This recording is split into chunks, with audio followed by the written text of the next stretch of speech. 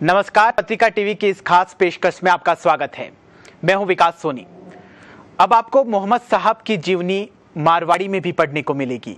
जी हां, और ये काम किया है झुंझुनू के राजीव शर्मा ने। राजस्थान के झुंझुनू जिले में कोलसिया गांव में रहने वाले राजीव शर्मा ने पैगंबर हजरत मोहम्मद साहब की जीवनी मारवाड़ी में लिखी है, जिसका नाम है पैगंबर रो पैगाम। राजीव का कहना है कि ईद के मुबारक मौके पर देशवासियों के लिए उनकी ओर से ये तोहफा है ताकि हिंदुस्तान में सद्भाव का माहौल रहे। इससे पहले राजीव मारवाड़ी में हनुमान चालीसा, मारवाड़ी में आचार्य महाप्रज्ञ जी के उपदेश और उर्दू में श्याम चालीसा का अनुवाद कर चुके हैं। उन्होंने बताया कि पैगंबर हजरत मोहम्मद साहब की जीवनी को मारवाड़ी में लिखने के पीछे उनका ये मकसद था कि जो लोग उनके उपदेशों को उर्दू में नहीं समझ पाते, उनको अपनी भाषा में लिखकर सद्भाव का संदेश दिया जाए। उन्होंने कहा कि विश्व में बढ़ते आतंकवाद को कुछ लोग पैगंबर साहब से जोड़कर देखते हैं कि कुरान की आयतें आतंकवाद की निंदा करती है और हजरत मोहम्मद ने हमेशा इंसानियत का पक्ष लिया था। सुरेश शर्मा, पत्रिका टीवी, राजस्थान।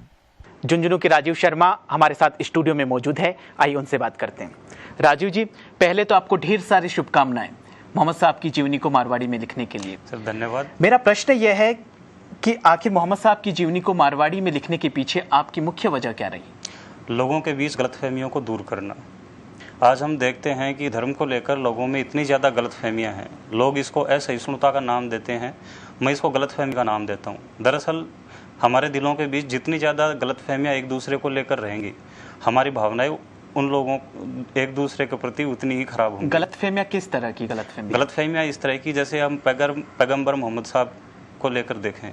पैगंबर साहब के जो पैगाम है उसके बारे में लोगों का ये मानना है कि वे विदेशी थे। उनके जो उपदेश हैं वो सिर्फ अरब वालों के लिए हैं, जबकि अच्छाई के लिए न कोई सरहद होती है, न उसका कोई देश होता है, न उसका कोई खास मजहब होता है। वो पूरी इंसानियत के लिए होती है और पूरी दुनिया के लिए होती है। पैगंबर साहब की जीवनी को अगर आप उठाकर देखें तो उसमें ऐसी कई बातें हैं जो जितनी अरब वाले के लिए उपयोगी हैं उतनी रूस वाले के लिए भी जरूरी हैं और उतनी हिंदुस्तान के लिए जरूरी हैं। राजीव जी, आतंकवाद और इस्लाम को जोड़कर देखा जा रहा है, इस पर ये धार्मिक पुस्तकें कुरान या मोहम्मद साहब का, इनके ऊपर क्या कहना है? देखिए, इसमें मैं सिर्फ एक बात कहूँगा, कुरान की कोई भी अगर आप आयत उठाकर देख लीजिए, किसी भी सूरह को पढ़ लीजिए, उसमें कहीं पर भी आतंकवाद का समर्थन नहीं किया गया है। और कुरान पढ़ने से पहले आपको पैगंबर हजरत मोहम्मद सल्लल्लाहु अलैहि वसल्लम को पढ़ना चाहिए, जिन पर कुरान उतरा था।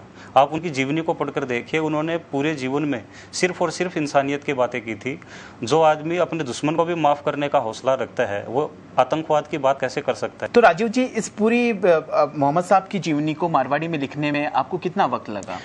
किताब को लिखने में मुझे 1 साल लगा और इसकी तैयारी के लिए मुझे कम से कम 10 साल लगे।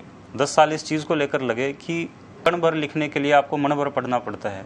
जो भी चीज़ आप अगर लिखें तो पूरी जिम्मेदारी के साथ लिखें और उसमें कुछ गलतियां न रह जाएं।